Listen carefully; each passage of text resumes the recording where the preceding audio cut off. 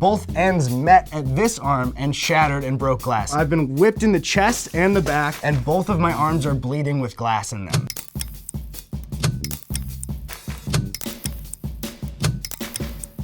Hi, my name is Eddy Burback, and this is the story about how I went way too far to impress a girl in high school. The year was 2012. I was a freshman in high school, and I had just ended my middle school career run of standing around my good-looking friends at the mall while they talked to girls. And generally, they wouldn't like even make eye contact with me. I'd just kind of be around. It was a pretty big blow to my confidence. So in high school, I was just kind of a textbook boring dude, just middle of the road. I didn't drink or smoke in high school. I just was scared of it mainly and what could go wrong. I didn't look very special. If you like hired a caricature artist to draw like a boring white dude, that's the only info you gave them.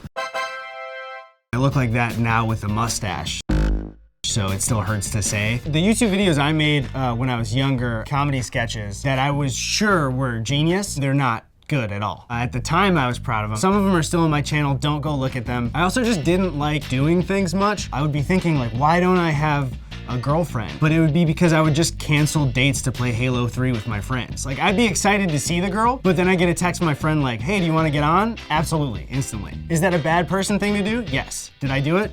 Absolutely. So yeah, it was my freshman year of high school. It was the second to last day of school. I was in the cafeteria and my friend Danny came up to me and he asked me if I wanted to go to a bonfire the next night to burn our homework. Felt really cool at the time, but saying it out loud now, it's like suburban white rebellion and it doesn't mean anything. And he asked me, would you want us to hit you with a fluorescent light bulb along with the rest of us? No, absolutely not. That sounds like an awful idea. But he told me that this girl that I had a crush on, she was going. So then like a light bulb went off in my head, not like a fluorescent one. If I go through pain in front of her, she'll probably think I'm a man. And instantly I was like, I'm going to get hit with glass. This plan is still good. And the next day was the last day of school. I go to the bonfire and I felt really good about burning my homework. I never did it. So I was just burning pieces of paper with my name on it that were blank. There was nothing the school took from me that I was rebelling against. We didn't just have fluorescent bulbs on hand. We had to go get them. Danny lived near a Target and he had already gone and checked which dumpster they were storing the old fluorescent light bulbs. We went with like 4 friends. It was like 9 p.m. Target was still open. Security cameras rolling. Somebody could call the cops on us immediately. And we all started sprinting with fluorescent light bulbs, which you have to do carefully because they'll break. We got back to the bonfire. So my friend Danny, who's a really good guy, he wanted to go first to make sure that it was safe. The plan was you just kind of like block your eyes and like hold your arms down and they were gonna hit you like on the side right here. They're supposed to just explode and not really hurt you. Danny goes first and one of our friends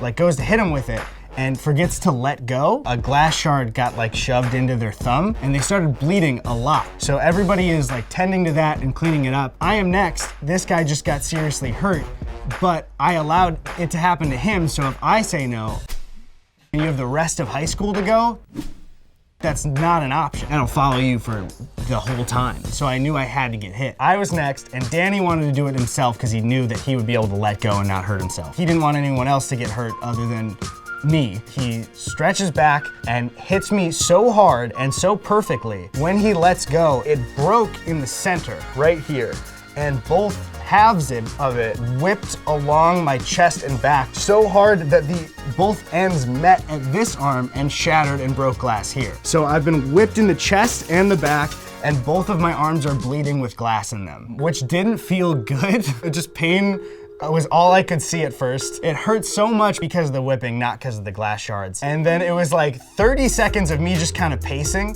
while people were reacting, but we got it on camera, and then immediate shame. Like right away, I realized how bad the idea was and that it wasn't worth it. The girl I had a crush on helped pick glass out of my arms and used her shirt to clean up my blood. She didn't take her shirt off. She just like used it a little bit, which I think is somewhere near first base. It counts somewhere. Maybe like center field. The next day was the first day of summer and it was really hot out. I can't wear anything short sleeved because I know my parents will see it. The whip marks especially were so distinct, but it's not because I wanted to avoid getting in trouble with them. I knew that my parents would just feel bad forever as parents that they raised this guy. And I actually haven't told them this story at all. I guess moral of the story is don't let your friends break glass against you. It will hurt. You will possibly get whipped. It's just generally a bad idea. But that girl that I mentioned 4 years later when I was in community college, we hooked up. So I don't know if that has to do with the glass and she just needed some time to think about it,